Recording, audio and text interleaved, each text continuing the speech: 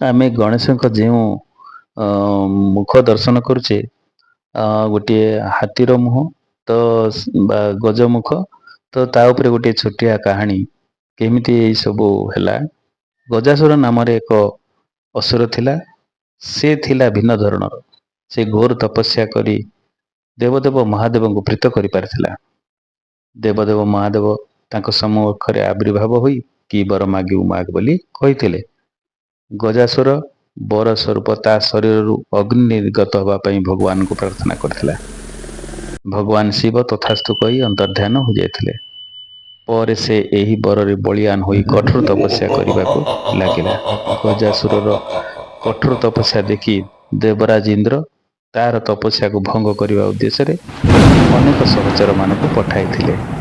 କିନ୍ତୁ ସେଥିମଧ୍ୟରୁ ଅନେକ ଫେରି ଯାଇଥିଲେ ମଧ୍ୟ ଅନ୍ୟ କେତେଜଣ ନିଜ ଜୀବନକୁ ଜଳାଞ୍ଜଳି ଦେଇ ସାହସର ସହିତ ଗଜାସୁର ନିକଟକୁ ଯାଇଥିଲେ। ମାତ୍ର ତା ଶରୀରରୁ ନିର୍ଗତ ହେଉଥିବା ଅଗ୍ନିରେ ସେମାନେ ଭସ୍ମୀଭୂତ ହୋଇଯାଇଥିଲେ। ପରେ ଗଜାସୁର କଠୋରରୁ କଠୋରତର ତପସ୍ୟା କରି ନିଜକୁ ନିୟୋଜିତ କରିବାରେ ଲାଗିଲା।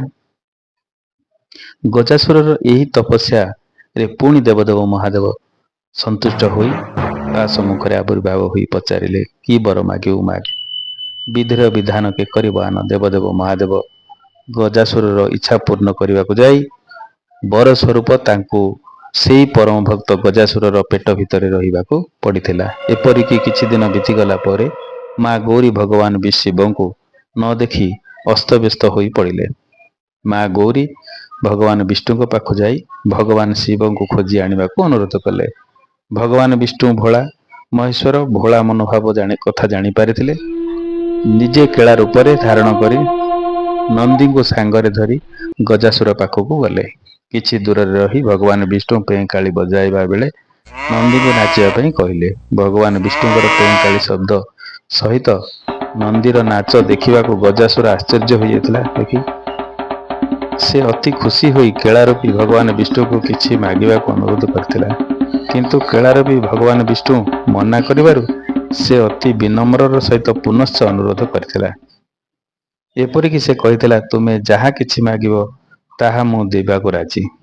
ଏହା ଶୁଣି କେଳାରୂପୀ ଭଗବାନ ବିଷ୍ଣୁ ଗଜାସୁରକୁ ଭୋଳା ମହେଶ୍ୱରଙ୍କୁ ପେଟ ଭିତରୁ ମୁକ୍ତ କରିବା ପାଇଁ ଅନୁରୋଧ କରିଥିଲା। ଏହି ଅନୁରୋଧ ଶୁଣି ଗଜାସୁର କଳାରୂପୀ ଭଗବାନ ବିଷ୍ଣୁଙ୍କୁ ଭଗବାନ ବିଷ୍ଣୁ ବୋଲି ଜାଣି ପାରି ଦେବଦେବ ମହାଦେବଙ୍କୁ ସେ ପେଟ ଭିତରୁ ମୁକ୍ତ କରିଦେଇଥିଲା।